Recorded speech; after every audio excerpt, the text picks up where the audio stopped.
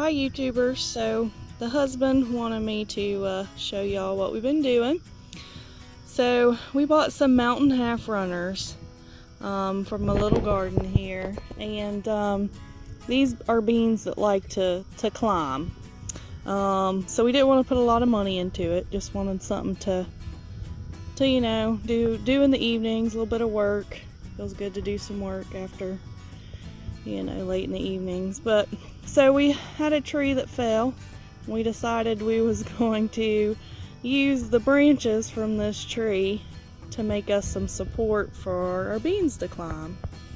You can see they're already starting to climb up these poles, and they'll climb to the top and just use a little zip tie to keep them together. So super inexpensive, didn't spend any money on that.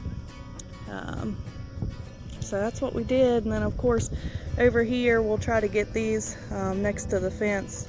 They'll climb right up the fence. You can see last year's remnants of that, and it's actually pretty convenient because you can come out in the afternoons, just walk around your garden and pick your beans.